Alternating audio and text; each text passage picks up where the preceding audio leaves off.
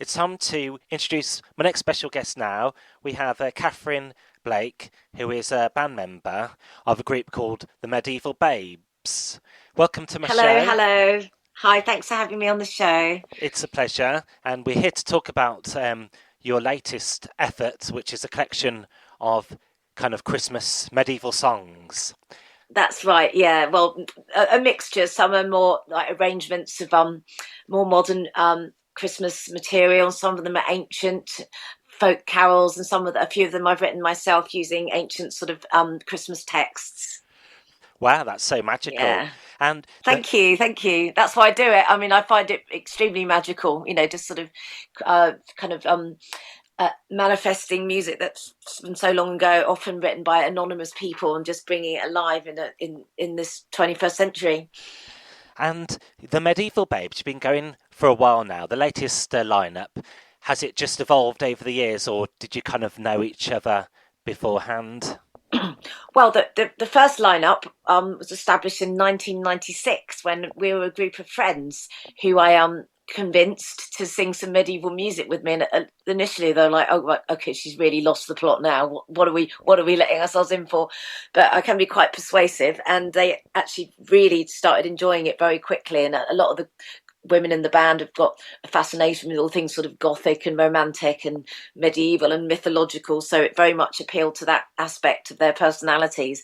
And initially it was just purely for fun. We were like breaking into graveyards and singing on Hampstead Heath and just doing it as a as a great excuse to hang out and be in beautiful environments and be able to sing acoustically. Wouldn't, because my other band was a rock band, so you couldn't do that on Hampstead Heath because you'd need to bring a load of like generators and amps with you. So it was just so lovely to be able to perform it anywhere, and we were quite pleasantly surprised by how what a positive reaction we got so early on, and things moved very quickly, and we ended up with a you know at the top of the classical charts and appearing on Richard and Judy and traveling around the world. And it's like kind of a fairy tale really, because we had no idea that it was going to take off in the way it did. So here we are 26 years later.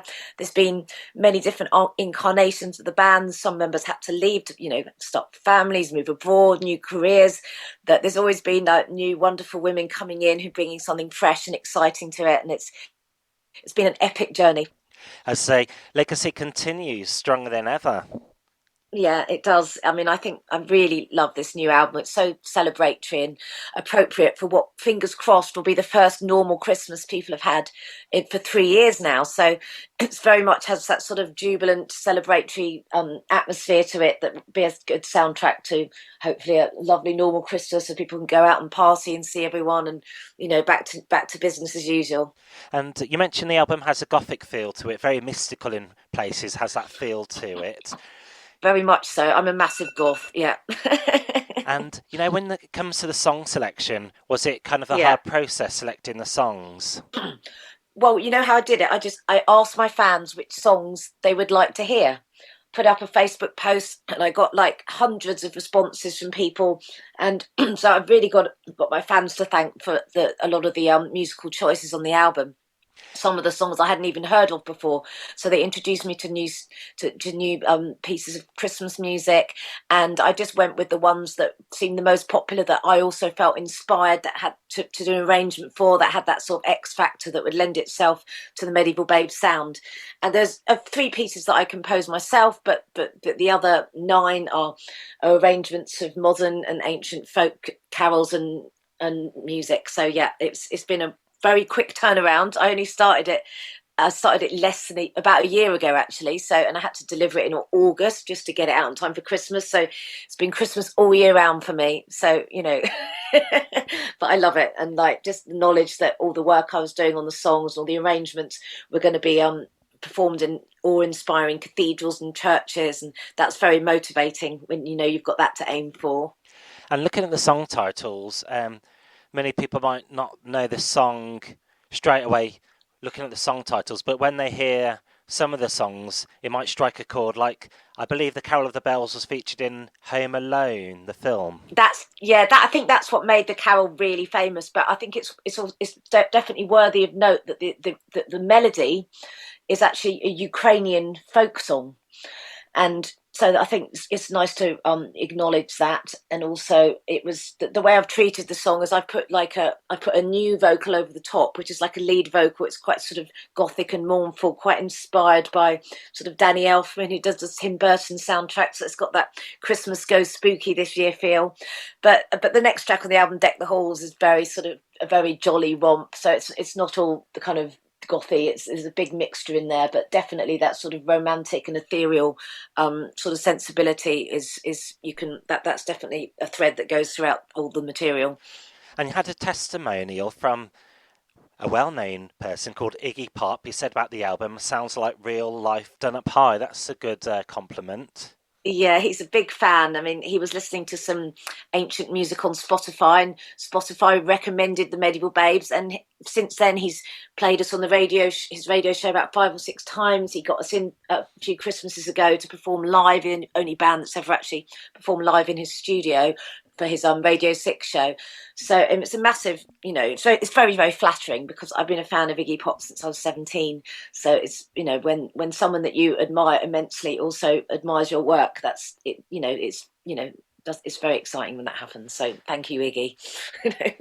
Also, do you have a distant connection, or does the group have a distant connection with a certain snooker player called Steve Davis?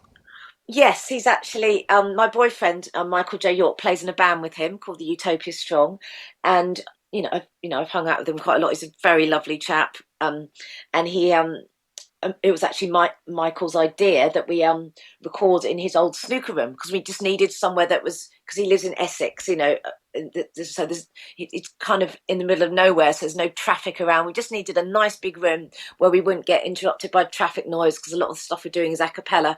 And he was absolutely overjoyed to use his because he decided he's given up sort of competing professionally, so he got rid of his snooker table and turned it into a studio, and we were lucky enough to go and record there. So that worked out really, really well. So thank you, Steve. And listen to the album. I know a song, I think it is by, the song title was called Gaudet, which is a Latin song. Have you ever recorded that version? I think Do you mean Gaudete? Yeah, that's one, by Still I Span, I believe. Yeah, Still I Span did a very famous version of it. It's a 16th century piece in Latin.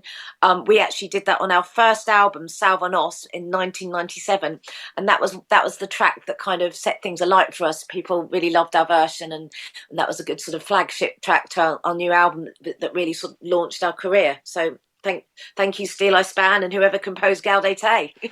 And also, you're embarking on a UK tour very shortly. We are, yes. We're going to be performing at various cathedrals, minsters, churches, art centres throughout the country. The show starts on Sunday in Cardiff and ends on the 21st in London, where we're going to have a solstice celebration to round off the tour. And in the UK, there's so many towns and cities. I suppose it was quite a hard task putting them together, choosing which ones to visit. Indeed, yes. Yes, I mean, there's some places that are just we like to return to over and over again, because it's, like, for instance, like Newcastle Cathedral, that would be the third tour in a row we've performed there, and Stoke Minster, Leeds Minster. They're just absolutely just amazing venues, and we get such a warm welcome, because what we do is quite unique. So I think that people are always pleased to see something a bit different in a local sort of ecclesiastical establishment. But Truro Cathedral, for instance, that's in Cornwall. That's the first time we're going to be playing there, and that's absolutely amazing building, and we just really can't wait to get in there for the first time. There's a lot of excitement about that, because we haven't played in the West Country for quite a long time now, and that just seemed like the perfect place to reintroduce ourselves in. And there's one place which is very familiar, Glastonbury. Yes, I mean, I actually, my partner lives in Glastonbury, so I spent lockdown there. I was lucky enough to meet him just before lockdown. So instead of being in London with my 2 daughters, we spent it in paradise, in the Vale of Avalon, as they call it. And I just had a really wonderful time there, actually, because I love composing music and having lots of time on my hands to do that. So lockdown presented me with that opportunity, and it was a very inspiring, sort of mystical place to be based for these sort of activities. Mm-hmm. And we really look, and the gigs we do there, they always sell out, so get in there quick, because it's a very sort of magical place where people appreciate stuff like the Medieval Babes. Tickets available online as well. You have an official website and social Yes, we've media. got a website. Yes, and also if you go to our website, there's also a link to our Bandcamp page where you can buy our album Midwinter and lots of other albums from our back catalogue. And it's always good to buy it from Bandcamp because that means the money goes to the artist and not to Amazon and putting a man up in space. And also, wrapping up the interview now, do you have a Christmas Yes. message for people this year? Well, I just wish everyone a really happy Christmas, getting back to normal, and this wonderful winter festival. If we didn't have Christmas, we'd have something else because we need something to cheer us up in those jolly months. So let's hope this Christmas is the best one ever. Thank you so much. Well, Katherine, it's nice to have you on my show. You are a natural, great interviewee. Thank you, And thank you. best of luck with this tour. Oh, thank you so much for having me. It was really lovely chatting with you. All the best.